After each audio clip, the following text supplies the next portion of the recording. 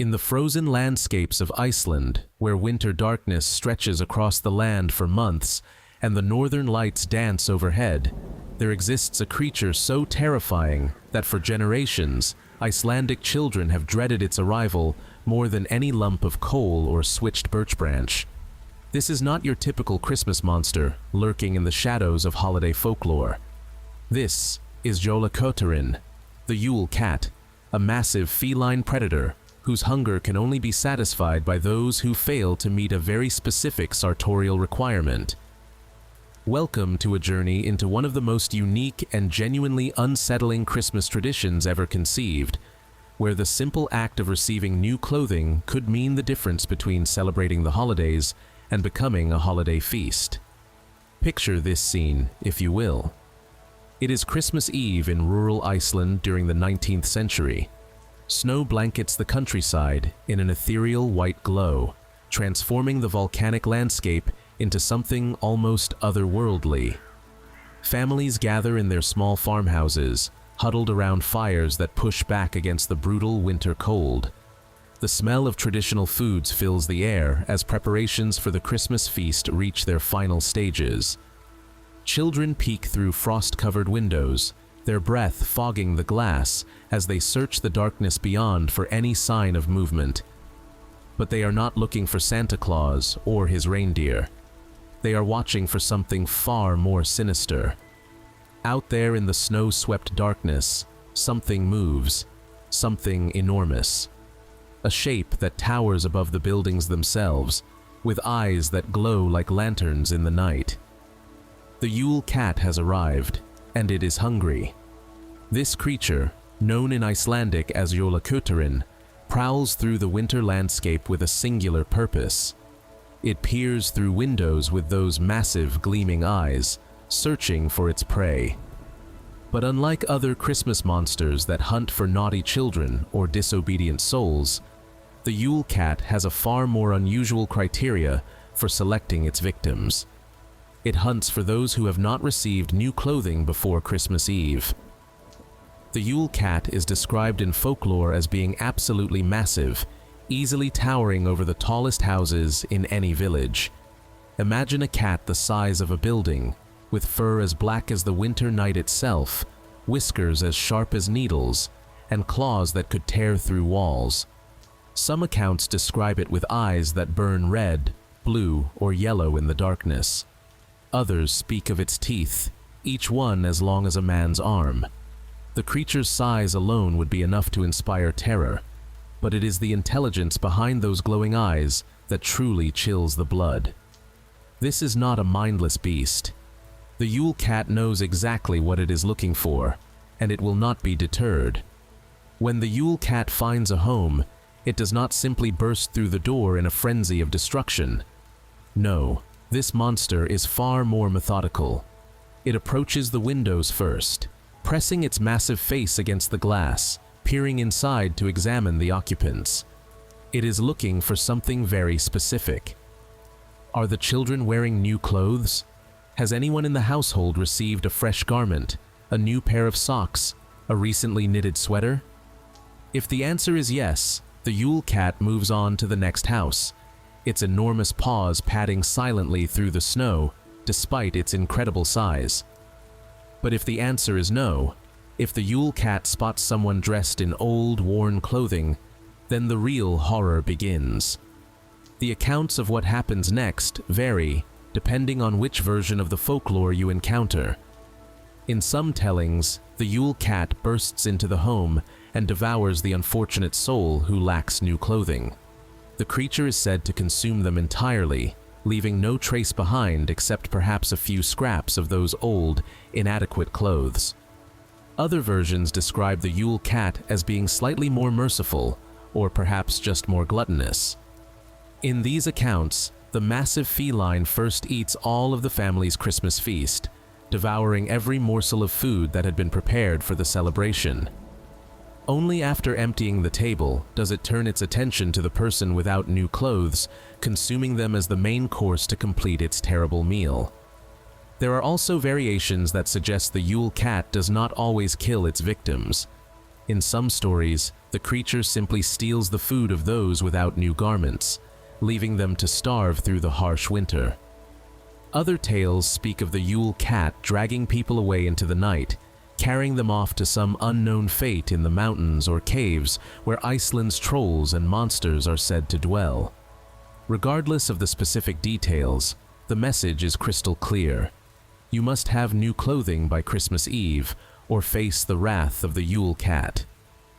The written record and academic debates.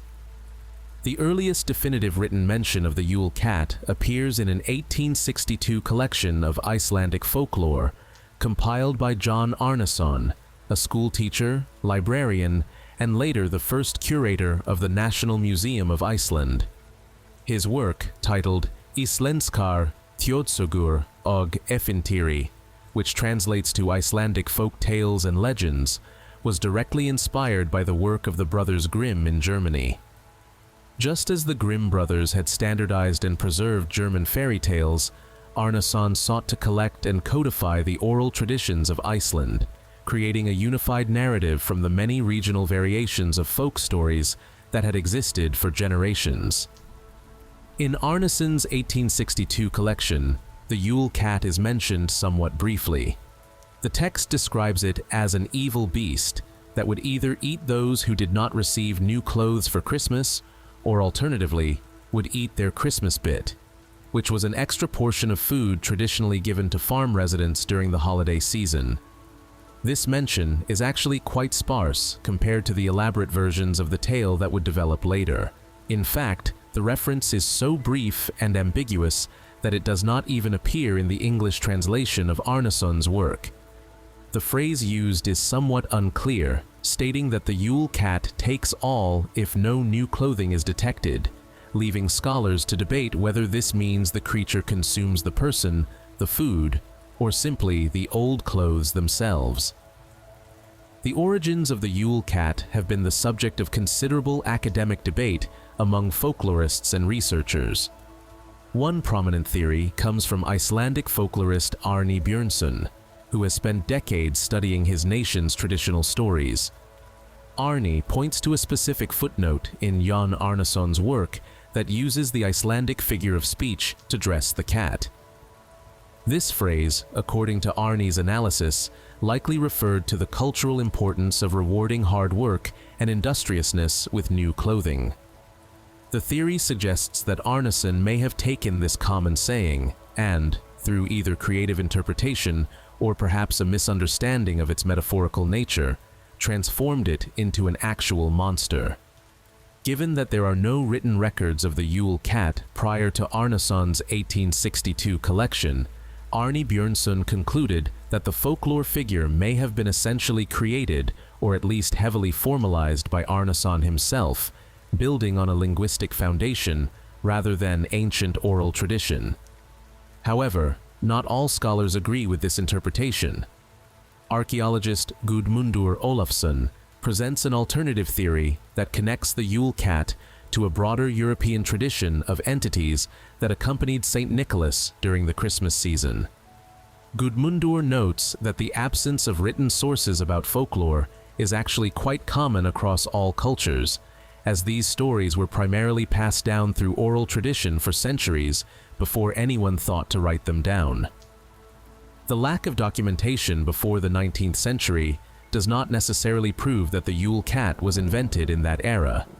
Instead, Gudmundur proposes that the Yule Cat could represent a localized Icelandic variation of mythical beasts found throughout European Christmas traditions, creatures that punished laziness, disobedience, or other undesirable behaviors during the holiday season. There are also connections drawn between the Yule Cat and older Norse and Celtic traditions. Some researchers point to the significance of cats in Norse mythology, particularly the connection to the goddess Freyja, who was said to travel in a chariot pulled by two enormous cats. These divine felines were often depicted as resembling the Norwegian forest cat, a large, long-haired breed, well-suited to cold climates. This might explain why the Yule Cat is often portrayed as exceptionally fluffy and shaggy in modern depictions. Additionally, Some scholars note similarities to the cat Sith from Celtic mythology, a fairy creature that took the form of a large black cat with a white spot on its chest. The cat Sith was said to haunt the Scottish Highlands and was capable of stealing souls, which bears some thematic resemblance to the Yule Cat's darker nature. Another intriguing theory suggests that the concept of troll cats from Scandinavian folklore may have influenced the development of the Yule Cat legend. In traditional Norse magic and folklore, troll cats were creatures created by witches and wizards through dark rituals, often using disturbing ingredients such as the fingernails and bones of dead humans. These conjured felines would then carry out their creator's bidding, typically performing mischievous or malevolent tasks. The connection between cats and supernatural power runs deep in Nordic tradition, and the Yule Cat may represent a convergence of these various beliefs, adapted to fit Iceland's unique cultural context and the specific economic realities of Icelandic life. The economic reality behind the horror. To truly understand the Yule Cat and why this particular monster emerged in Icelandic folklore, one must first understand the economic and social realities of Iceland during the period when these stories flourished. Iceland has long been a land defined by sheep. The wool industry was not merely important to the Icelandic economy, it was absolutely fundamental to survival itself. During the Dark Ages and continuing well into the modern era, wool production and export formed the backbone of Iceland's economy. In such a harsh climate, where winter temperatures plummet and daylight becomes scarce for months on end, warm clothing was not a luxury, but an absolute necessity for survival. The annual cycle of wool production dominated rural Icelandic life in ways that are difficult for modern audiences to fully appreciate. Every autumn, typically in September, there would be massive sheep roundups where the animals were gathered from the highlands where they had grazed during the summer months. This event, known as the Retur, was and still is one of the most important times in the Icelandic agricultural calendar.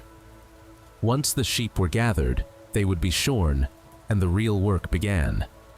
The raw wool had to be processed before it could be used to create clothing and textiles. This processing involved multiple stages, each one labor-intensive and time-consuming. First, the wool had to be cleaned, removing dirt, lanolin, and other impurities.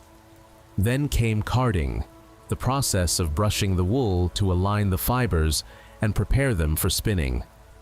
The spinning itself was perhaps the most time-consuming task, transforming the fluffy wool into yarn or thread that could be woven or knitted.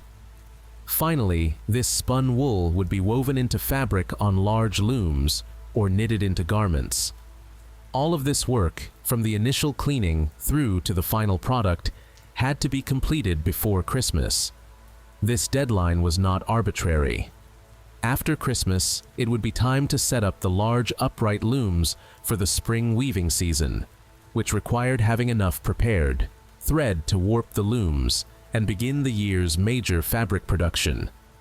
If the autumn wool had not been properly processed by Christmas, the entire production schedule would be thrown into chaos, potentially leaving the household without sufficient warm clothing for the remainder of the long winter and the following year. In a climate as unforgiving as Iceland's, such a failure could literally be life-threatening. The Yule Cat, therefore, served a very practical purpose beyond simply entertaining children with scary stories. It was a motivational tool, a way to ensure that all members of the household, from the youngest to the eldest, participated fully in the essential work of wool processing. The traditional reward system was straightforward and remarkably effective. Those who worked hard on the wool throughout the autumn would be given new clothing as a Christmas gift, items made from the very wool they had helped to process. Those who shirked their duties, who were lazy or unproductive, would receive nothing, and those who received nothing would be prey for the Yule Cat. For farm workers and laborers, this system created a clear incentive structure. Hard work equaled new clothes, which equaled safety from the Yule Cat. Even children could understand this logic, and they would be encouraged to participate in age-appropriate tasks related to wool processing. Young children might help with the initial cleaning or carding. Older children would learn to spin. Teenagers would master weaving and knitting. Everyone had a role to play, and the Yule Cat ensured that everyone understood the consequences of failing to fulfill that role. This aspect of the Yule Cat legend reveals something fascinating about Icelandic culture and its approach to folklore.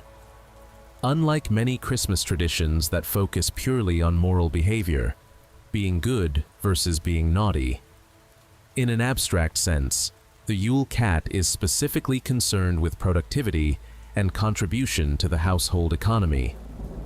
It is not enough to simply be well-behaved or polite. One must actively participate in the survival of the family and community through hard work. The monster punishes laziness and idleness, yes, but more specifically, it punishes those who fail to contribute to the essential collective labor that keeps everyone alive through the brutal winter. There is also an element of social equality embedded in the Yule Cat tradition. The creature does not discriminate based on social class, age, or status. Rich or poor, young or old, noble or common, if you do not have new clothing, you are at risk. This created a system where even the wealthiest families had to ensure that their servants and workers received new garments, lest the Yule Cat come calling. In this way, the folklore actually promoted a form of fair treatment and redistribution, ensuring that those at the bottom of the social hierarchy received at least this one essential benefit from their labor. The poet who defined a legend. While Jón Arnarsson's 1862 collection provides the first definitive written record of the Yule Cat, the creature truly became cemented in Icelandic Christmas tradition through the work of a poet named Jóhannes úr Kötlum. In 1932, exactly 70 years after Arnarsson's folklore compilation, Jóhannes published a poetry collection titled Jólakötturinn, which translates to "Christmas is Coming."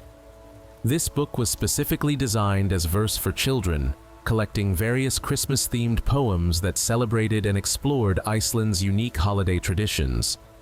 Among the poems in this collection was one titled Jólakötturinn, named directly after the Yule Cat. This poem took the sparse mention in Arnarsson's work and transformed it into a vivid, detailed narrative that captured the imagination of the Icelandic public.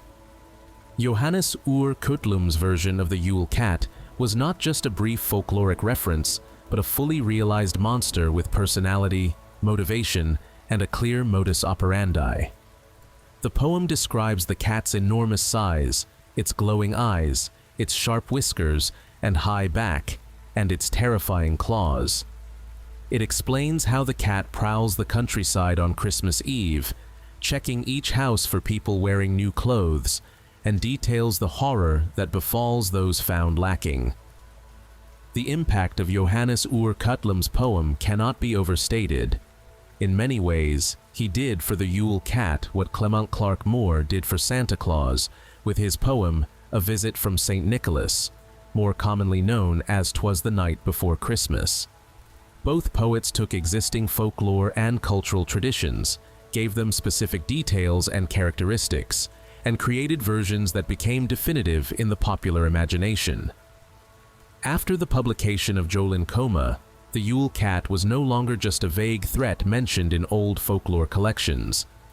It became a vivid, specific creature that every Icelandic child could visualize, fear, and yes, even respect. Interestingly, Jóhannes's original poem did not explicitly connect the Yule Cat to the other figures of Icelandic Christmas folklore, particularly Grýla the Ogress and her 13 sons, the Yule Lads. These characters were also featured in the Jólakötturinn collection, but in separate poems with their own distinct narratives. However, because all of these figures appeared together in the same book and shared the common thread of Christmas-related folklore, readers and storytellers naturally began to connect them. By the middle of the 20th century, the Yule Cat had become firmly established as part of the extended family of Icelandic Christmas creatures, specifically as the pet of Grýla and her sons. This family connection adds another layer to the Yule Cat mythology. Grýla, the terrifying ogress who kidnaps and eats naughty children, cooking them into stew in her massive cauldron, became the Yule Cat's owner. Her lazy husband Lepaludi, who rarely leaves their cave in the Dimmuborgir lava fields, occasionally interacts with the cat but is generally too indolent to care for it properly. The 13 Yule lads, each with his own specific mischievous personality and prank, are said to either accompany the cat or at least share living quarters with it in the family cave. In some later stories, one of the Yule lads, specifically Stufur or Stubby, the shortest of the brothers, is said to be the only one who can control the Yule Cat, riding on its back as they prowl through the winter night. The establishment of this extended family of Christmas creatures created a complete mythology, a dark counterpoint to the cheerful traditions of Santa Claus and his elves. While Santa rewards good behavior with presents delivered by flying reindeer, the Icelandic tradition presents a family of monsters who punish various infractions in increasingly creative and terrifying ways. The Yule lads steal food and cause mischief. Grýla kidnaps and consumes naughty children. And the Yule Cat hunts down anyone, regardless of their behavior, who fails to receive new clothing. Together, they form a comprehensive system of seasonal terror that makes the thread of coal in one stocking seem almost quaint by comparison. From page to performance, the musical life of the Yule Cat. The Yule Cat's journey from folkloric mention to cultural icon took another significant leap in 1970, when Icelandic composer Ingibjörg Thorbergs created musical settings for several of the poems from Jóhannes úr Köttlum's collection, including the poem about the Yule Cat. Thorbergs, whose work as a composer helped preserve and promote Icelandic cultural heritage through music, recognized the power of these stories and sought to bring them to life through song. Her musical interpretation of Jólakötturinn transformed the poem from something that was read to something that was performed, experienced, and more deeply embedded in Icelandic Christmas celebrations. The true breakthrough moment for the Yule Cat's musical life came in 1987 when a young Icelandic singer named Björk recorded a version of Jólakötturinn for a Christmas compilation album titled Vit í Borg og Bear, released on the Jólaköttur label. At this point in her career, Björk was barely out of her teens and had not yet achieved the international fame she would later earn with her solo career and her work with the Sugar Cubes. Her rendition of the Yule Cat song utilized Jóhannes úr Köttlum's original poem as lyrics, set to Ingibjörg Thorbergs' haunting melody. Björk's version of Jólakötturinn is notable for several reasons beyond just her distinctive voice. The arrangement captures the eerie, unsettling nature of the folklore, while also incorporating elements of Icelandic musical tradition. The song builds tension through its verses, describing the approach of the massive cat, its glowing eyes, its intimidating size, and the terror it inspires. The melody itself seems to prowl like the cat it describes, moving through minor keys with an majazdade, almost hypnotic quality that draws listeners into the dark winter landscape of the story. The impact of Björk's recording cannot be understated.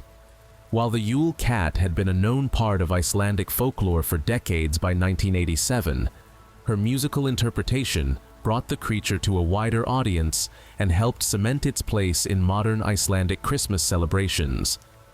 The song became one of the relatively few genuine Icelandic Christmas songs, meaning both the lyrics and music were created by Icelanders rather than being translations or adaptations of international Christmas carols. This distinction is important in a small nation like Iceland, where preserving and celebrating indigenous culture remains a point of pride and cultural identity. Following Björk's success with the song, other Icelandic artists have recorded their own versions of Jólakötturinn. Jazz singer Ragnheiður Gröndal released a cover in 2004, bringing her own interpretative style to the haunting melody. These various musical adaptations have helped keep the Yule Cat alive in Icelandic consciousness, ensuring that new generations continue to learn about and engage with this unique piece of their cultural heritage. The song has become a staple of Icelandic Christmas compilations and is frequently played on radio stations during the holiday season. Beyond formal recordings, the Yule Cat song has become part of Iceland's broader Christmas tradition. It is performed at holiday gatherings, school events, and Christmas celebrations across the country. Children learn the words in school, ensuring that they understand not just the entertainment value of the story, but also the cultural and historical context that gave rise to it. The song serves as an entry point for discussing Iceland's wool industry, the importance of hard work and community cooperation, and the ways in which folklore reflects the values and concerns of the society that creates it. The musical life of the Yule Cat also extends beyond traditional songs. In 2017, director Justine East created a short film titled Yule Cat, Jólakötturinn, with an original score composed by Danny Elfman, the legendary film composer known for his work on Tim Burton films and The Simpsons theme. This collaboration between Icelandic folklore and Hollywood musical talent represents another step in the Yule Cat's evolution, from regional folktale to internationally recognized cultural phenomenon. The Yule Cat in modern Iceland. In contemporary Iceland, the Yule Cat maintains a prominent place in Christmas celebrations, though the creature has evolved somewhat from its purely terrifying, folkloric roots. Today, the legend serves multiple purposes, operating simultaneously as entertainment, cultural heritage, moral instruction, and even social commentary. The way modern Icelanders engage with the Yule Cat reveals much about how folklore adapts to changing times while still maintaining its essential character and cultural significance. One of the most visible manifestations of the Yule Cat in modern Iceland is the massive statue that has become a fixture of Reykjavik's Christmas decorations. In 2018, the Reykjavik City Council decided to add a contemporary twist to the city's traditional holiday displays by commissioning a large-scale sculpture of the Yule Cat to be placed in Torg Square, one of the central public spaces in the capital. The resulting creation was a 16-foot-tall structure made of black iron framework, filled with LED lights that make the cat glow in the darkness. The creature's eyes were given special treatment with glowing red lights, creating an eerie and impressive spectacle that draws crowds throughout the holiday season. This statue, while undeniably striking and popular with tourists and locals alike, also sparked controversy that highlights the complex relationship between folklore and modern social realities. The sculpture cost over $30,000 to create and install, a significant expense that did not escape public scrutiny. Sanna Magdalena Murtudottir, a representative from the city's Socialist Party, released a public statement criticizing the expenditure and questioning the appropriateness of celebrating a creature whose entire premise involves mocking and threatening poor people who cannot afford new clothes. Murtudottir's critique raises valid and thought-provoking questions about how we engage with traditional folklore in a modern context. The original purpose of the Yule Cat was indeed to motivate productivity and reward hard work, but the underlying threat was fundamentally classist, targeting those who lacked the means to acquire new clothing. In historical Iceland, not having new clothes might have indicated laziness or a failure to contribute to the household economy. But in modern society, poverty has many causes, most of them systemic and beyond individual control. The Yule Cat's premise, when examined through a contemporary lens, essentially threatens to punish people for being poor, which sits uncomfortably with modern values of social equality and compassion for the disadvantaged. However, the response to this controversy demonstrates how folklore can be recontextualized and repurposed for new purposes. Rather than abandoning the Yule Cat tradition as problematic, many Icelanders have embraced the creature as a symbol for charitable giving, particularly clothing donations. During the Christmas season, various organizations in Iceland now run clothing drives specifically framed around protecting people from the Yule Cat. The message has been inverted. Instead of using the monster to threaten individuals to work harder, it is now used to encourage the broader community to ensure that everyone, regardless of their circumstances, has access to warm, adequate clothing. This charitable reinterpretation transforms the Yule Cat from a tool of individual fear to a motivation for collective action and social responsibility. Donation centers and charity organizations often use Yule Cat imagery in their advertising during the holidays, reminding people that giving new clothes to those in need protects them from the legendary creature's hunger. It is a clever bit of cultural judo, taking the potentially problematic elements of the folklore and redirecting them toward positive social outcomes. The monster that once inspired fear of poverty now inspires action to alleviate it. The Yule Cat also remains a fixture in children's entertainment and education in Iceland. The creature appears in countless children's books, often portrayed in less terrifying ways than the original folklore suggests. These modern adaptations tend to emphasize the absurdity and humor inherent in a giant fashion-conscious cat, rather than the genuine horror of being eaten alive. Picture books show the Yule Cat with exaggerated features, wearing comically large accessories, or being outsmarted by clever children who trick it with doll clothes or other humorous subterfuges.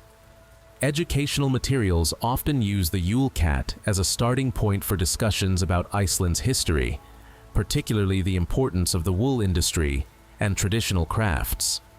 Children learn about sheep farming, wool processing, spinning, weaving, and knitting, often trying these crafts for themselves as part of their cultural education. The Yule Cat serves as a memorable hook that makes these historical lessons more engaging and relevant. Teachers can explain the practical reasons why finishing wool work before Christmas was so important, contextualizing the folklore within its historical, economic reality. The creature also appears prominently during Iceland's Christmas season through various public performances and events.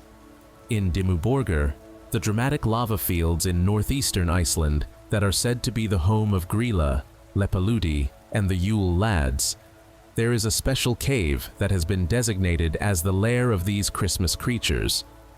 During November and December, visitors can explore this cave, which has been decorated with lava beds for each of the Yule Lads and various props suggesting the presence of the Yule Cat.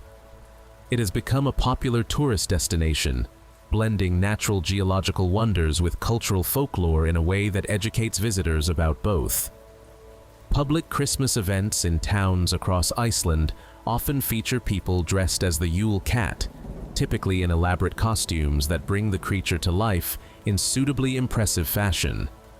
These costumed characters interact with children, sometimes playfully threatening to eat them if they are not wearing new clothes, but always in a context that is more entertaining than genuinely frightening. The performances strike a balance between respecting the darker origins of the folklore and making it accessible and fun for modern families. The Yule Cat has also found new life in popular media and entertainment. In December 2023, an Icelandic film about the Yule Cat was released in theaters, titled Þið kannist við in Icelandic, which translates to "you know." The film was localized into English as Krampus, presumably to capitalize on the international recognition of that similar Christmas monster. The filmmakers described their motivation as wanting to bring attention to an obscure but fascinating piece of Icelandic folklore that deserved wider recognition. They noted that while other cultures have well-known Christmas monsters like Krampus or the Yule Goat, the Yule Cat represents something unique to Iceland that had not received sufficient attention in modern entertainment media. The production of a feature film about the Yule Cat marks a significant evolution in how the creature is perceived and shared. No longer confined to oral tradition, poetry, songs, or even local customs, the Yule Cat has entered the realm of visual storytelling with all the production values and creative liberties that medium allows. This transition raises interesting questions about how folklore changes when it is translated from traditional forms into modern media.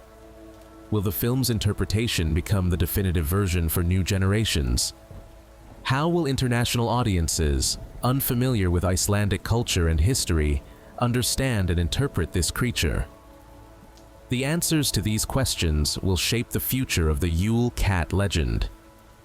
The broader family, Grýla, Leppalúði, and the Yule Lads. To fully understand the Yule Cat and its place in Icelandic folklore, one must also understand the family to which it belongs. The creature does not exist in isolation, but rather as part of a complex web of Christmas-related figures that together create a comprehensive and utterly unique approach to the holiday season. At the center of this supernatural family stands Grýla, the terrifying ogress whose appetite for naughty children has frightened Icelandic youngsters for over 700 years.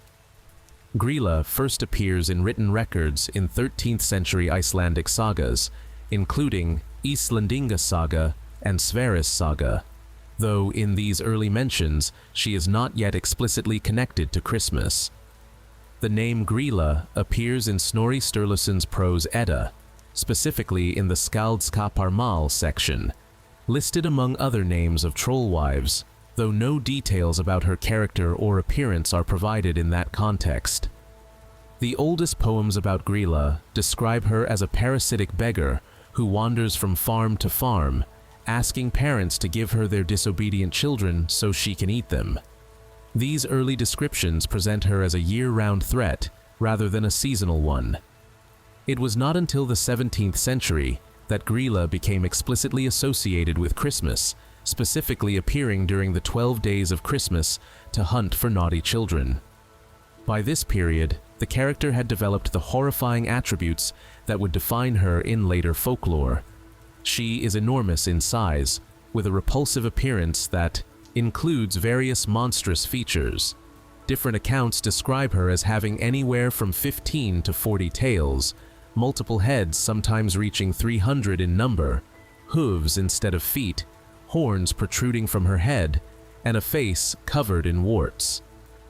Her most defining characteristic, however, is her insatiable appetite for children who have misbehaved.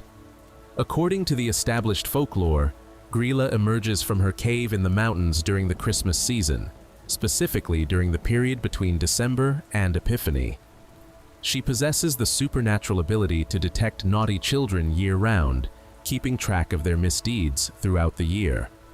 When Christmas arrives, she descends from her mountain lair with an enormous sack, going from house to house to collect the children who have been bad.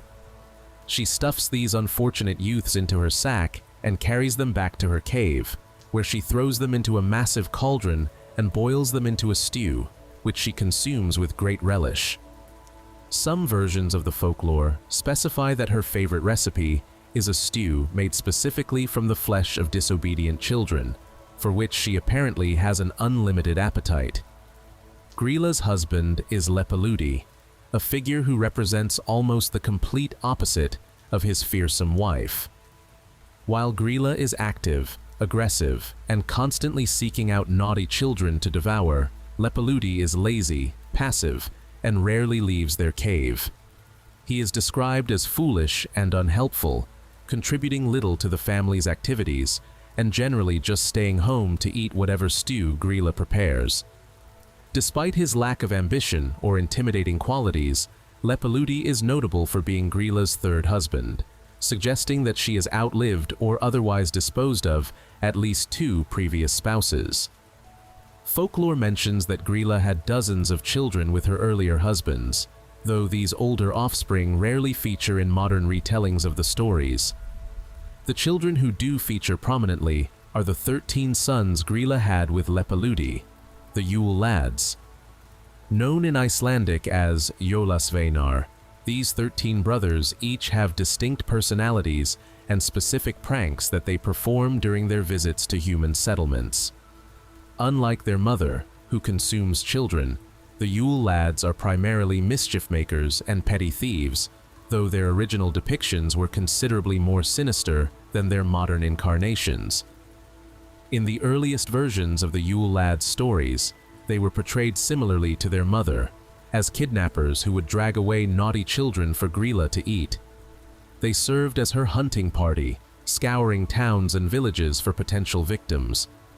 However, over time, and particularly after government intervention, the Yule lads evolved into less terrifying figures. In 1746, the King of Denmark, who ruled over Iceland at that time, issued a decree essentially banning the use of stories about Grilla and the Yule lads as disciplinary tools for children. The authorities were concerned that these tales had become so frighteningly effective that children were being traumatized, refusing to leave their homes or engage in normal activities out of fear of being kidnapped and eaten. Following this decree, the characters began to soften. The Yule lads gradually transformed from child kidnappers to pranksters who caused mischief around the house. Eventually, they took on an even more benevolent role, becoming gift givers in a tradition that parallels Santa Claus. The modern version of the Yule lads' visits follows a specific schedule. Beginning on December 12th, one Yule lad arrives each night for 13 nights, with the last one arriving on Christmas Eve.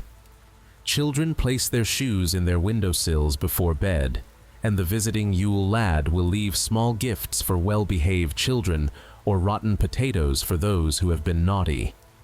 Each Yule lad stays for 13 days before departing, meaning the first to arrive, Stekkjarstaur or Sheepcoat Clod, leaves on Christmas Day, and they continue departing one per day until all have left by January 6th. The canonical 13 Yule lads, as established by Jóhannes úr Kötlum's 1932 poem, each have names that describe their particular form of mischief. Stekkjarstaur harasses sheep. Giljagar hides in gullies waiting to steal milk. Stufur is abnormally short and steals pans to lick them clean. Þvuruslækir steals wooden spoons to lick. Potaskafil scrapes pots. Askaslækir steals bowls to lick. Hurdaskellir slams doors. Skirgamur steals skyr, an Icelandic culture dairy product. Bjugnakreikir steals sausages from rafters. Glugagigir is a window peeper who looks for things to steal. Gata Þefur has an enormous nose, which he uses to sniff out laufabrauð, traditional Icelandic Christmas bread. Ketkrokur uses hooks to steal meat. And finally, Kertasnikir steals candles, which were precious and valuable in the days before electric lighting. Prior to the standardization by Jóhannes úr Kötlum, the number and nature of the Yule lads varied considerably by region. Some areas described only 9 Yule lads, others mentioned as many as 20 or more, each with their own specific characteristics and pranks. There were Yule lads who stole various types of food, those who played different kinds of tricks, and even some who seemed to be personifications of natural phenomena rather than distinct characters. The consolidation into the canonical 13 helped create a unified tradition that all Icelanders could share, contributing to a sense of national cultural identity. Into this family of Christmas creatures, the Yule Cat fits as a perfect complement. While Grilla targets naughty children and the Yule lads cause mischief and encourage good behavior through rewards and punishments, the Yule Cat enforces the specific economic and social requirement of participating in wool work and receiving new clothing. Together, they create a comprehensive system that addresses different aspects of desired behavior, general moral conduct, respect for property and household order, and contribution to essential communal labor. The family lives together in a cave in the Dimmuborgir lava fields, a real location in northeastern Iceland that has become firmly associated with these folklore figures. Dimmuborgir, which translates to dark castles, or Dark Fortress, is a dramatic landscape of volcanic rock formations created by a massive eruption approximately 2,300 years ago. When molten lava flowed over marshy ground, the water beneath became superheated, and the escaping steam carved out extraordinary pillars, caves, and structures that do indeed resemble ancient ruins or castle walls. The largest formations rise 20 meters above the surrounding terrain, creating an otherworldly environment that seems perfectly suited to be the home of trolls and monsters. The site has been developed as a tourist attraction, with marked hiking trails leading visitors through the formations to specific points of interest, including a natural formation called Kirkjan, or the church, which resembles a Gothic cathedral with its high domed roof, and the designated Yule Lad's Cave, where visitors can see lava beds supposedly belonging to each of the 13 brothers, complete with their personal belongings. The establishment of Dimmuborgir as the official home of these Christmas creatures is actually a relatively recent tradition, likely developed primarily for tourism purposes. However, it has been embraced enthusiastically by both locals and visitors, creating a physical location where the folklore can be experienced in a tangible way. During the Christmas season, actors dressed as the Yule Lads appear at Dimmuborgir to greet visitors, and the entire site becomes a pilgrimage destination for families wanting to introduce their children to Icelandic Christmas traditions. The fact that this family of monsters has a specific, visitable address makes them more real in the imagination, blurring the line between story and reality in a way that enhances the folklore's impact. The cultural significance and evolution of fear. The Yule Cat, along with its extended family of Icelandic Christmas creatures, represents something fascinating about how cultures use fear as a teaching tool and how that use evolves over time. At its core, the Yule Cat tradition emerged from genuine anxieties about survival in an extraordinarily harsh environment. Iceland's climate is unforgiving, its winter brutal and long, and historically, its people lived close to the edge of subsistence. In such circumstances, lazy or unproductive community members represented a genuine threat to everyone's survival. Folklore that encouraged industriousness and participation in essential labor was not merely entertaining, but functionally necessary. The specific focus on woolwork and new clothing makes perfect sense in this context. Warm, adequate clothing was not a comfort or status symbol, but a basic requirement for surviving an Icelandic winter. The processing of wool was time-consuming and required everyone's participation. Children needed to learn these essential skills early, and they needed to understand that their contribution mattered. The Yule Cat provided motivation in a form that children could understand and remember. Work hard, receive new clothes, stay safe, be lazy, have no new clothes, and face a terrible fate. What makes the Yule Cat particularly interesting from a folklore analysis perspective is how it differs from other Christmas monsters. Krampus, the Alpine horned demon who accompanies St. Nicholas, punishes naughty children through physical violence and kidnapping, focusing on moral behavior and obedience. Grýla herself operates on similar principles, cooking and eating children who misbehave throughout the year. But the Yule Cat does not care about moral behavior in the traditional sense. A child could be perfectly well behaved, polite, obedient, and kind, but if they have not received new clothes, they are still at risk.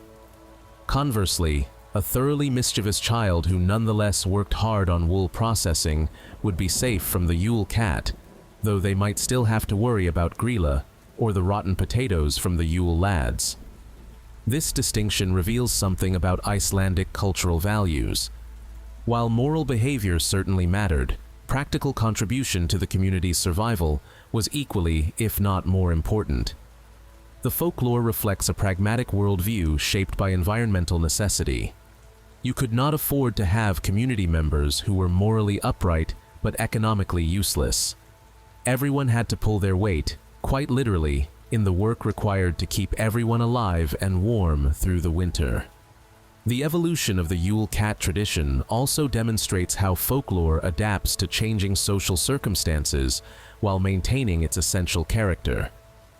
In historical Iceland, the direct economic motivation for the tradition made perfect sense. Everyone understood the connection between wool work, new clothing, and survival. The Yule Cat was frightening, yes, but it was frightening in service of a clear, practical goal. As Iceland modernized, industrialized, and its economy diversified beyond sheep farming and wool production, this direct connection began to weaken. Most Icelanders no longer process wool by hand. Most families no longer live on isolated farms where winter survival depends on communal labor. The immediate practical justification for the Yule Cat legend has largely disappeared. Yet the tradition persists, demonstrating folklore's remarkable ability to find new purposes while maintaining continuity with the past. The Yule Cat has been recontextualized from a motivator of individual productivity to a symbol encouraging collective charity and social responsibility. The fear the creature inspires is no longer directed at individuals failing to work hard enough, but at the community failing to ensure everyone has adequate resources. This shift is subtle but profound, transforming the Yule Cat from a potentially problematic reinforcement of harsh economic inequalities into a prompt for compassion and mutual aid. This evolution also reflects broader changes in how modern societies think about childhood, fear, and education.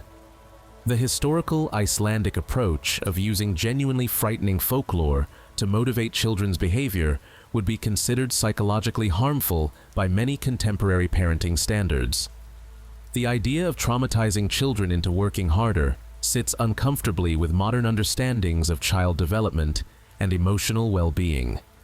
Yet completely abandoning these traditions would mean losing important cultural heritage and the sense of connection to ancestors and history that such traditions provide. The solution has been a careful recalibration, maintaining the Yule Cat tradition, but softening its edges and reframing its message. Modern Icelandic children still learn about the Yule Cat, but typically in contexts that emphasize the fantastical, humorous, or historical aspects, rather than presenting it as a genuine threat.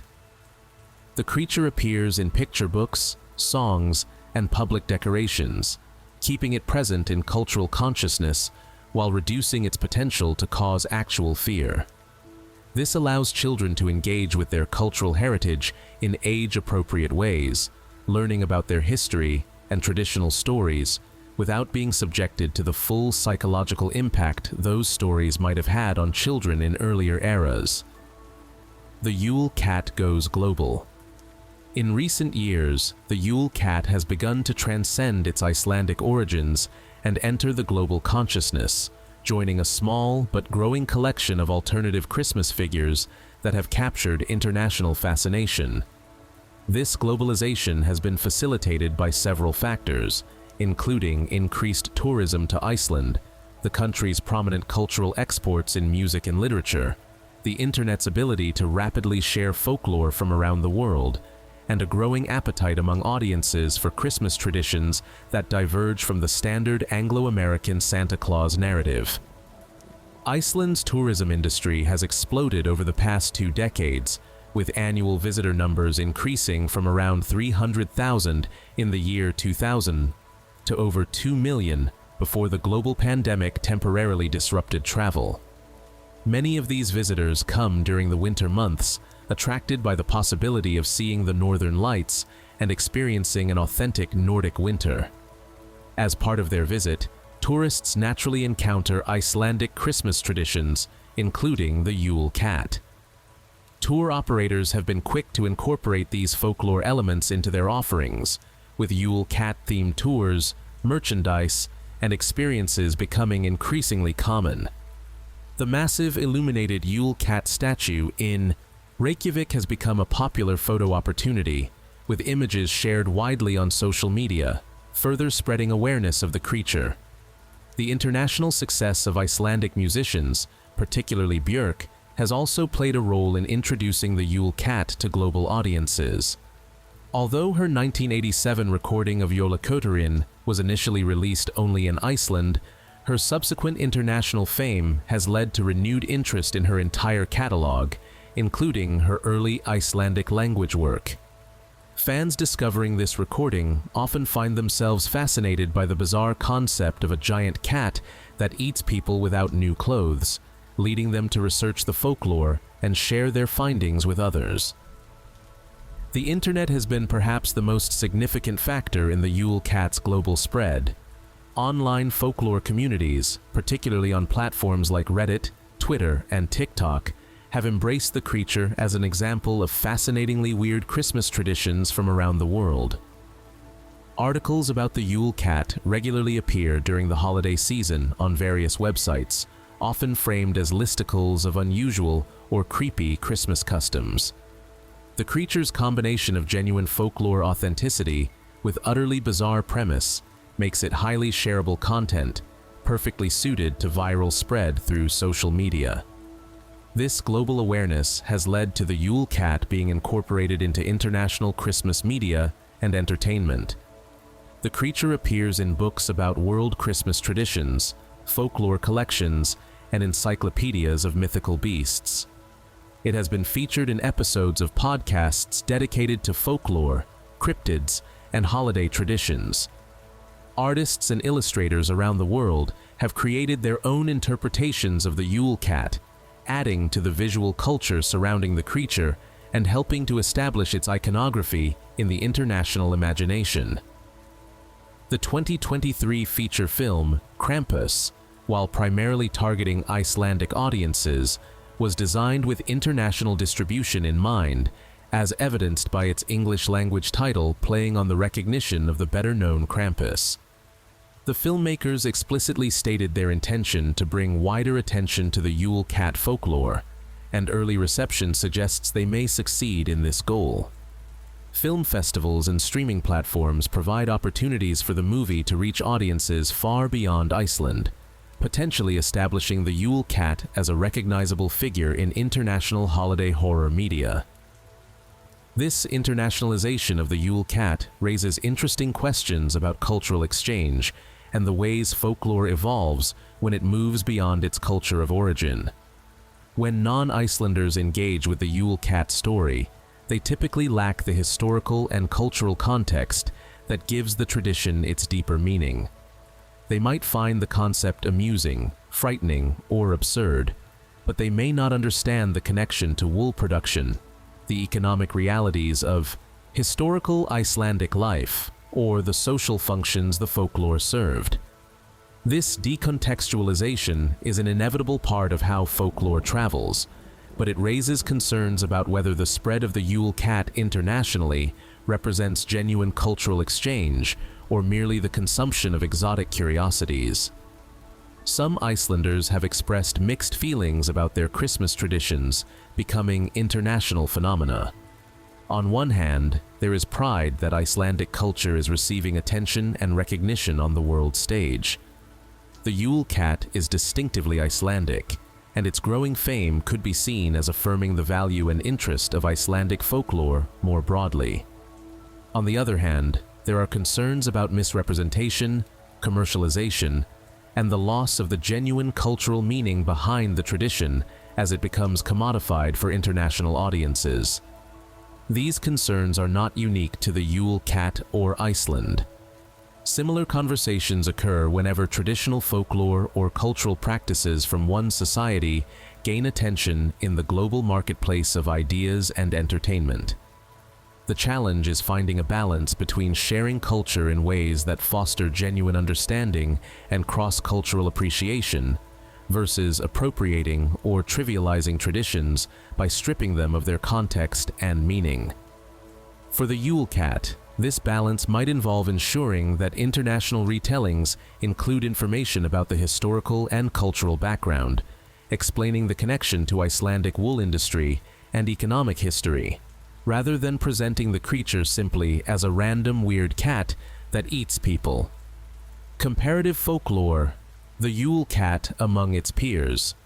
To fully appreciate the Yule Cat's place in the pantheon of Christmas folklore, it helps to examine it in comparison to similar figures from other cultures. Christmas and winter solstice traditions around the world feature numerous creatures that serve disciplinary, cautionary, or motivational functions, and the Yule Cat shares certain characteristics with many of these while remaining distinctively unique in important ways. The most obvious comparison is to Krampus, the horned, half-goat, half-demon creature from Alpine folklore, particularly Austria, Bavaria, and neighboring regions. Krampus serves as the dark counterpart to Saint Nicholas, accompanying the saint on December 5th, known as Krampusnacht. While Saint Nicholas rewards good children with gifts, Krampus punishes naughty ones, beating them with birch branches, carrying them away in his sack, or, according to the most extreme versions, dragging them to hell. The Krampus tradition has experienced a significant revival in recent decades, with Krampuslauf parades featuring hundreds of people in elaborate Krampus costumes becoming major events in Alpine towns. Both the Yule Cat and Krampus serve disciplinary functions, using fear to encourage desired behavior in children. However, their focus differs significantly. Krampus is concerned with general moral behavior throughout the year, punishing disobedience, rudeness, and other character flaws. The Yule Cat, by contrast, has the highly specific focus on having new clothing, which connects to economic productivity rather than moral conduct. Krampus also operates within an explicitly Christian framework as Saint Nicholas's companion, while the Yule Cat's origins appear more connected to pre-Christian economic realities, even though it was later incorporated into Christian Christmas celebrations. Frau Perchta, another figure from Germanic and Alpine folklore, shares more characteristics with the Yule Cat than Krampus does. Perchta is a winter goddess who appears during the 12 days of Christmas, particularly on Twelfth Night, to inspect households. She rewards those who have been industrious, particularly regarding spinning and household work, but punishes the lazy by slitting open their bellies and stuffing them with straw and pebbles. Like the Yule Cat, Perchta is specifically concerned with productivity and completion of essential winter work, particularly textile production. Both figures serve to motivate participation in crucial economic activities rather than simply enforcing general moral behavior. The similarities between Perchta and the Yule Cat likely reflect parallel responses to similar economic and social circumstances. Throughout pre-industrial Northern Europe, winter survival depended heavily on textile production, and folklore developed in multiple regions to encourage the completion of this essential work. The specific manifestations differed. Germanic cultures created Perchta, Iceland created the Yule Cat, but the underlying function remained consistent.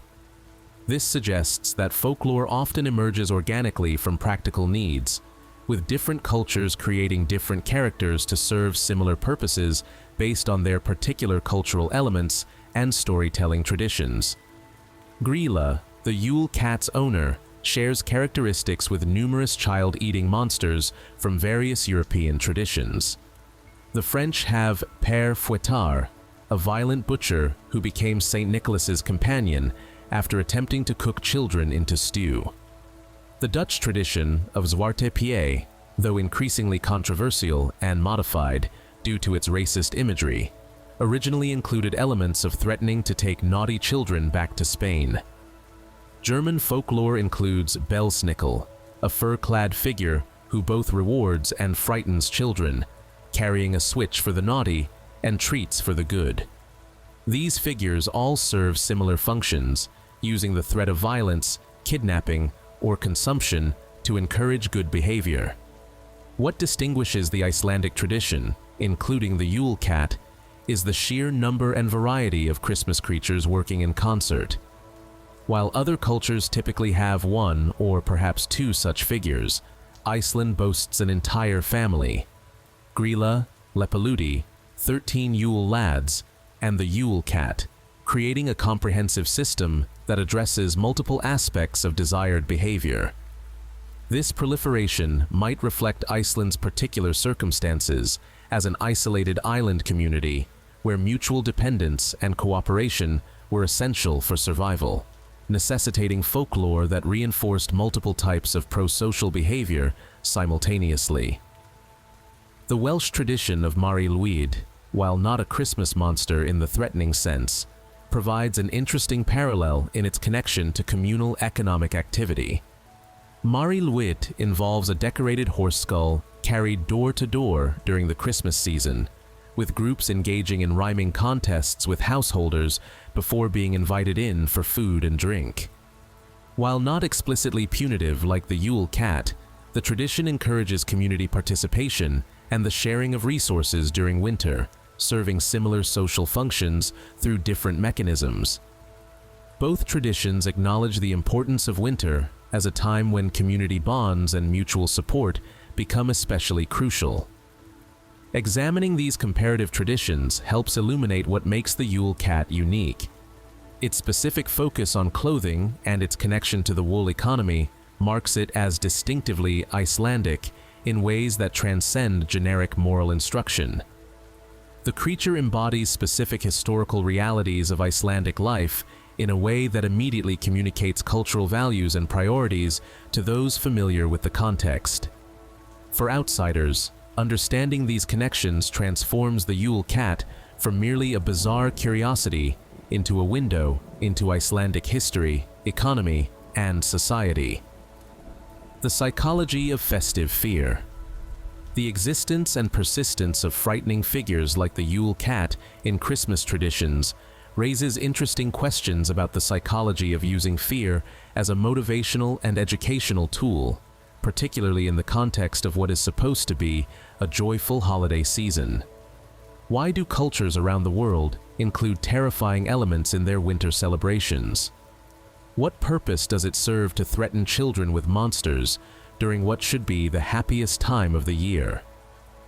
From a developmental psychology perspective, folklore featuring frightening consequences for undesirable behavior serves several functions in childhood education. First, it provides clear, memorable illustrations of cause and effect relationships. A child might not fully understand the abstract economic arguments for why they need to help with wool processing, but they can certainly understand that not having new clothes will result in being eaten by a giant cat. The vividness and emotional impact of the threat makes the lesson stick in a way that rational explanation might not, particularly for younger children who are still developing their capacity for abstract thinking. Second, fear-based folklore provides children with opportunities to experience and process fear in a controlled, safe environment. Hearing about the Yule Cat while sitting safely beside the fire, surrounded by family, allows children to feel fear while being simultaneously reassured of their safety. This can actually serve an important developmental function, helping children learn to manage fearful emotions and building resilience. The fact that the Yule Cat's threat can be avoided through specific, achievable actions also provides children with a sense of control and agency, teaching them that their actions have consequences and that they have the power to protect themselves through appropriate behavior. Third, shared folklore creates community bonds and cultural identity. When all Icelandic children learn about the Yule Cat, when they all understand its threat and the rules for avoiding it, they share a common cultural experience that connects them to each other and to previous generations. This shared understanding creates a sense of belonging and collective identity that extends beyond the immediate family to encompass the entire culture. The Yule Cat becomes a touchstone, a reference point that all Icelanders understand, creating invisible threads of connection between people who might otherwise be strangers. However, modern psychology also recognizes that excessive fear and trauma can be harmful to child development, and there is a line between appropriately challenging folklore and genuinely traumatic experiences. The 1746 decree by the King of Denmark banning the use of grilla and the Yule lad's stories as disciplinary tools suggests that this line had been crossed in historical Iceland, with children becoming so frightened that their daily functioning was impaired. This raises questions about what level of fear is appropriate in children's entertainment and education, and how we might determine where to draw that boundary. Contemporary approaches to the Yule Cat and similar figures attempt to find a middle ground, maintaining the traditions and their emotional impact while modulating the intensity to avoid genuine trauma. This is accomplished through several strategies. First, the context of presentation matters enormously. Telling children about the Yule Cat during a fun family Christmas activity, with parents present and perhaps with other lighter-hearted traditions mixed in, creates a very different experience than using the threat in moments of discipline or when children are already anxious or vulnerable. Second, offering children opportunities to engage actively with the folklore rather than simply receiving it passively can reduce its frightening impact while maintaining engagement. Creating Yule Cat artwork, acting out stories about outsmarting the creature, or visiting its supposed lair at Dimmuborgir as a tourist experience all allow children to feel more in control of the narrative. When you can draw the monster, joke about it, or visit its home safely, it becomes less terrifying and more manageable, while still remaining memorable and culturally significant. Third, age-appropriate. Adaptation of the stories ensures that younger children encounter gentler versions, while older children and adults can engage with the darker, more complex aspects of the tradition. Picture books for young children might present the Yule Cat as a silly, fashion-conscious cat who can be easily fooled or appeased, while books and films for older audiences can explore the more genuinely frightening elements and the historical context that gave rise to them. This graduated approach allows the tradition to remain relevant across different life stages while respecting developmental readiness for more intense content. The seasonal context of Christmas and winter celebrations also plays an important role in how fear-based folklore functions psychologically. Winter, particularly in extreme northern climates like Iceland, was historically the most dangerous time of year. Resources were limited, weather could be deadly, and the long darkness could affect mood and psychological well-being.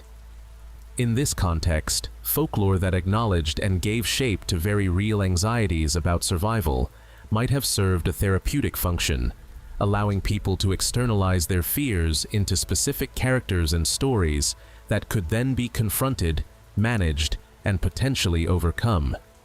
The Yule Cat in this reading becomes a representation of the very real threat of inadequate winter clothing.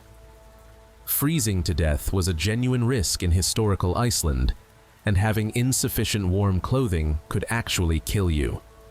By personifying this danger as a monstrous cat, the folklore makes an abstract risk concrete and gives people, especially children, a clear understanding of what they need to do to stay safe.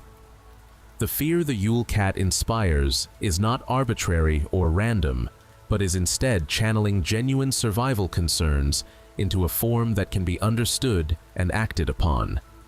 Modern Icelanders, living in heated homes with ready access to manufactured clothing and advanced winter gear, face no real risk of freezing to death due to inadequate clothing. Yet the Yule Cat persists, suggesting that the creature serves psychological and cultural functions beyond its original practical survival purpose. It connects modern Icelanders to their history and their ancestors' struggles. It provides a sense of cultural distinctiveness and pride in their unique traditions. It creates shared experiences and common knowledge that bind the community together. And perhaps, on some level, it still serves as a reminder that resources should not be taken for granted and that everyone deserves adequate clothing, even if the consequences of not having it are no longer quite so dire. The future of the Yule Cat. As we look toward the future of the Yule Cat tradition, several questions emerge about how this folklore will continue to evolve and what role it will play in Icelandic culture and potentially in global Christmas traditions. The forces shaping the Yule Cat's future include changing economic realities, evolving social values, technological advances in how stories are told and shared, environmental concerns, and the ongoing tension between preserving cultural heritage and adapting to contemporary sensibilities. Climate change represents an interesting challenge for winter-based folklore traditions. As global temperatures rise and winters become milder even in northern regions like Iceland, the environmental context that gave rise to traditions like the Yule Cat will change. Will a folklore figure motivated by the desperate need for warm winter clothing maintain its emotional resonance in a world where winters are less harsh? Or will the Yule Cat need to be reimagined or recontextualized for a changing climate? Some folklorists suggest that climate change might actually increase the relevance of such traditions by creating nostalgia for how winters used to be and anxiety about environmental changes, giving the Yule Cat new symbolic meaning as a representative of what is being lost. The ongoing globalization of culture presents both opportunities and challenges for the Yule Cat. On one hand, international interest in the creature could help ensure its survival and relevance by creating economic incentives for its preservation and celebration. Tourism, media productions, merchandise, and cultural exports all benefit from having distinctive, recognizable symbols, and the Yule Cat certainly qualifies as distinctive. International fame could lead to increased resources for documenting, preserving, and sharing Icelandic folklore traditions more broadly. On the other hand, globalization risks diluting or distorting the tradition. As the Yule Cat becomes known internationally, its image and story may be adapted, modified, or combined with elements from other traditions in ways that deviate from Icelandic sources. This is already beginning to happen, with some international depictions of the creature incorporating elements from other Christmas monsters, or reimagining it in ways that suit foreign audiences' expectations and preferences. For Icelanders committed to preserving their cultural heritage, this raises concerns about authenticity and control over their own stories. Technology continues to change how folklore is transmitted and experienced. The Yule Cat has already made the transition from oral tradition to written literature, from poetry to music, and from local custom to feature film. Future technological developments will undoubtedly create new possibilities for how the creature is presented and experienced. Virtual reality experiences could allow people to feel the terror of encountering the massive cat in an Icelandic winter landscape. Augmented reality applications could overlay Yule Cat imagery onto real-world environments, creating interactive storytelling experiences. Artificial intelligence might generate endless variations of Yule Cat stories, adapted to individual preferences and interests. These technological possibilities raise questions about what is gained and lost, as folklore moves further from its roots in oral tradition and community practice. When a story is told face-to-face by a family member or community elder, the experience includes not just the content of the tale, but also the relationship between teller and listener, the specific context and setting, and the opportunity for questions, dialogue, and adaptation to the listener's responses. Digital experiences, no matter how sophisticated, cannot fully replicate these human elements. Yet they can reach far more people and create experiences of scale and spectacle that oral tradition cannot match. The ongoing conversation about how to present frightening folklore to children will continue to shape the Yule Cat tradition. As psychological research advances our understanding of childhood development, trauma, and resilience, recommendations about age-appropriate content will likely continue to evolve. The Yule Cat may become gentler in mainstream presentations, or it may split into different versions targeted at different audiences, with sanitized children's versions coexisting with more intense adult interpretations. This kind of branching is common in folklore and allows traditions to remain relevant across different contexts and audiences. Environmental and social justice concerns may also influence how the Yule Cat tradition develops. The creature's original premise of punishing poverty, even if unintentionally, creates discomfort for many people committed to economic justice and reducing inequality. The reframing of the Yule Cat as a symbol for charitable giving and ensuring everyone has adequate clothing represents one adaptation to these concerns. Future evolution might develop this angle further, making the Yule Cat an even more explicit advocate for social responsibility and care for the less fortunate, completely inverting its original individual-focused threat into a community-focused call to action. The economic realities of cultural preservation also matter. Maintaining traditions requires effort, resources, and infrastructure. Museums, educational programs, festivals, publications, and other forms of cultural preservation all cost money and require dedicated individuals and institutions to sustain them. As Iceland's economy continues to develop and change, the resources available for cultural preservation and the perceived value of investing in such efforts will shape what traditions survive and thrive. The Yule Cat's growing prominence and economic potential through tourism and entertainment may actually work in its favor, creating financial incentives for its preservation that more obscure aspects of Icelandic folklore might lack. Finally, the future of the Yule Cat will depend on whether new generations of Icelanders choose to carry on the tradition and pass it to their own children. Folklore survives not through institutional preservation alone, but through living practice, through families telling stories, communities celebrating together, and individuals finding personal meaning in cultural traditions. If the Yule Cat continues to resonate with Icelanders, if it continues to provide them with a sense of connection to their history and to each other, if it continues to be fun, meaningful, or valuable in some way, then it will survive and adapt. If it ceases to serve any useful purpose or provide any genuine value, it will fade away regardless of how much institutional support it receives. Current signs suggest the Yule Cat remains vibrant and relevant in Icelandic culture.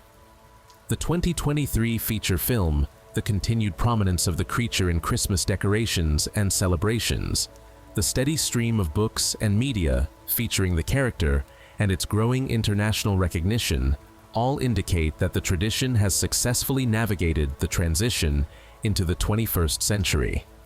Whether it will continue to thrive for another century or more remains to be seen, but for now, the Yule Cat prowls on, keeping watch through the winter darkness, reminding everyone to appreciate their warm clothing and perhaps to share a bit with those who need it. Conclusion: the enduring power of peculiar traditions. The story of the Yule Cat is ultimately about much more than just a giant cat that eats people without new clothes, though that premise is certainly memorable enough on its own. It is a story about how communities use folklore to communicate values, motivate desired behaviors, and create shared cultural identity. It is about the practical realities of survival in a harsh environment and how those realities shape the stories people tell. It is about the evolution of traditions as societies change, and how folklore can be preserved while adapting to new circumstances and values. From its possible origins in linguistic misunderstanding or its connection to older pagan traditions, through its first written documentation by Jan Arnason in 1862, to its poetic immortalization by Jóhannes or Köttlum in 1932, to its musical interpretation by Ingibjörg Thorbergs and performance by Björk in 1987, to its current status as a prominent symbol in Icelandic Christmas celebrations and growing international recognition, the Yule Cat has undergone remarkable transformations while maintaining its essential character. It remains recognizably the same creature, enormous, black, fashion-conscious in the most lethal way possible, and unmistakably Icelandic. The Yule Cat's family, with Grýla, the child-eating ogress, Lepaludi, the lazy husband, and the 13 mischievous Yule lads creates a complete mythology that rivals any culture's Christmas traditions for complexity, creativity, and sheer audacity. While other nations celebrate the season with jolly fat men in red suits, Iceland embraces a family of monsters dwelling in volcanic caves, each with their own specific rules and requirements for survival. This willingness to maintain dark, complex, and sometimes frightening traditions speaks to a cultural confidence and a commitment to authenticity that resists homogenization even in an increasingly globalized world. For those of us outside Iceland, engaging with traditions like the Yule Cat offers valuable perspective on how different cultures approach universal human experiences like winter, celebration, childhood education, and community cohesion. It reminds us that there is no single correct way to observe the holiday season, and that traditions we might find strange or even disturbing often make perfect sense within their cultural and historical context. The Yule Cat teaches us about Iceland's wool economy, its harsh climate, its commitment to community survival, and its particular sense of humor that can transform a genuinely frightening premise into something that is simultaneously scary, funny, and educational.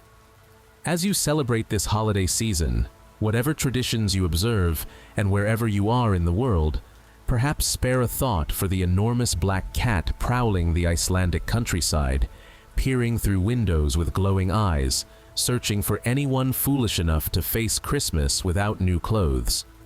Make sure your closet is well stocked, donate warm clothing to those who need it, and remember that behind every seemingly bizarre tradition lies a story worth understanding.